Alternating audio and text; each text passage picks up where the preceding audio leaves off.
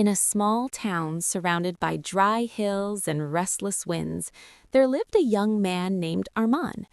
People knew him for his talent, his intelligence, and his potential, but they also knew him for something else, his uncontrollable emotions. Armand was the kind of person who felt everything deeply. When he was happy, he was on top of the world. When he was angry, he became a storm. When he was hurt, he shut everyone out.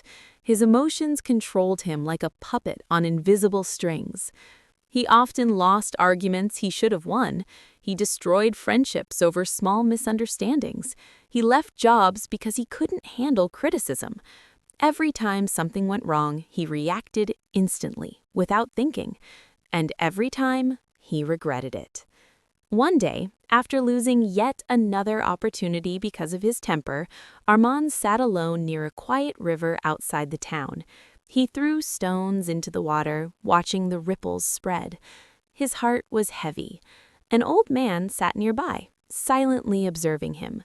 The old man was known as Karim. Some said he was once a great businessman. Others said he had traveled the world, but no one really knew his full story. Karim finally spoke. "Why are you fighting the water?" Armand looked confused. "I'm not fighting the water." "You are," Karim said calmly. "You throw stones into it and then watch it react, but you get angry at your own reflection." Armand frowned. "I don't understand." Karim smiled gently. "The water only responds to what you throw at it. Life does the same." Those words stayed in Armand's mind. Over the next few days, Armand returned to the river. Karim began teaching him lessons, not about business, not about success, but about emotions. "Winning every situation," Karim said one evening, "does not mean defeating others. It means mastering yourself." Armand asked, "But how can I control anger? It comes automatically." Karim picked up a cup and filled it with water until it overflowed. "When the cup is already full," he said, "even one more drop creates a mess. Your mind is like this cup. You carry stress, fear, ego, and insecurity. When someone says one small thing, you overflow." Armand realized something. His anger wasn't just about the moment. It was about everything he had been holding inside. Karim gave him his first practice. Before reacting, pause for 10 seconds. Breathe slowly. Ask yourself, is this worth my peace? It sounded simple, too simple, but Armand tried. The first test came quickly. At work, a colleague blamed him for a mistake. Normally, Armand would explode. His fists tightened, his heart raced. He remembered the river. He paused. 1, 2, 3. By the time he reached 10, something had changed. The anger was still there, but it wasn't controlling him. He calmly explained the situation instead of shouting. For the first time, he walked away from an argument without feeling ashamed. That evening, he rushed to Karim. "It worked," he said excitedly. Karim nodded. "Of course it did. Emotions are powerful servants, but dangerous masters." Over months, Karim taught Armand deeper lessons.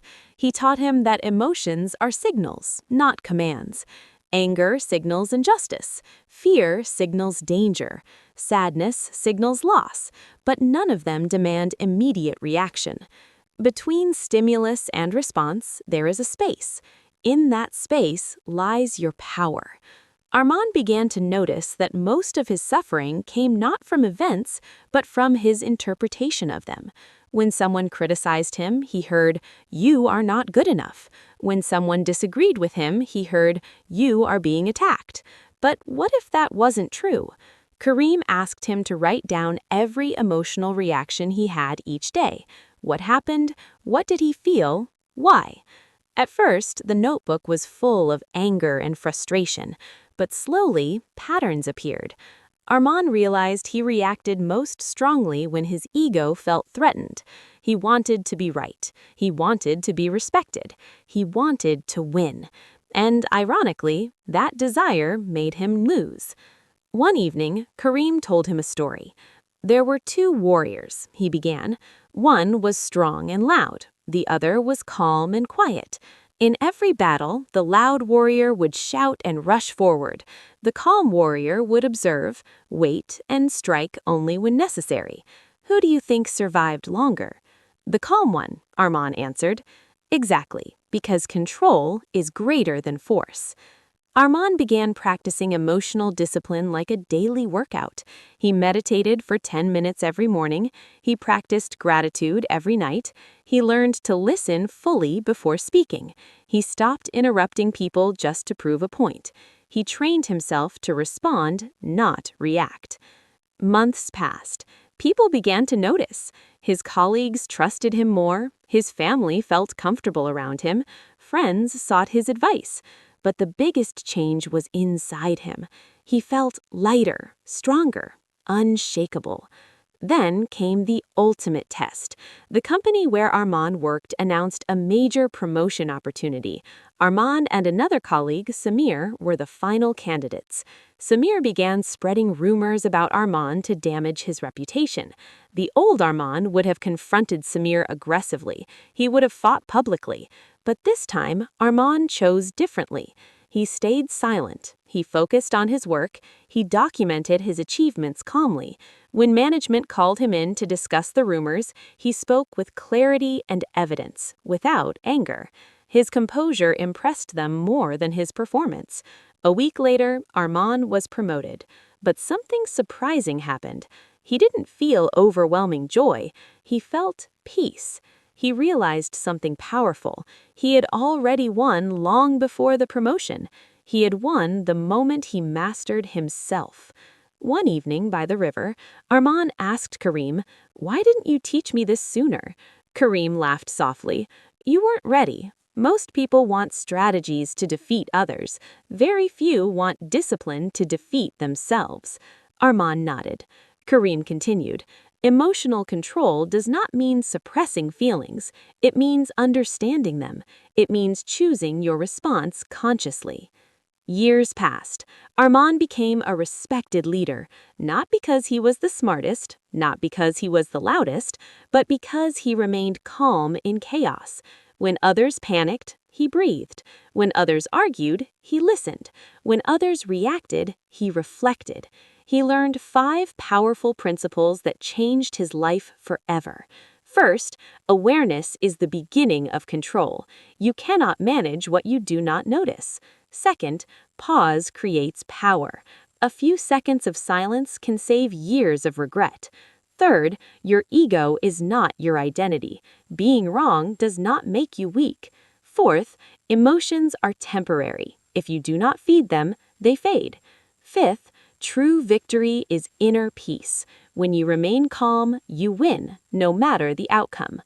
One day, a young boy approached Arman by the same river where he once sat angrily throwing stones. The boy said, "People make me angry. How do I win against them?" Arman smiled, remembering his younger self.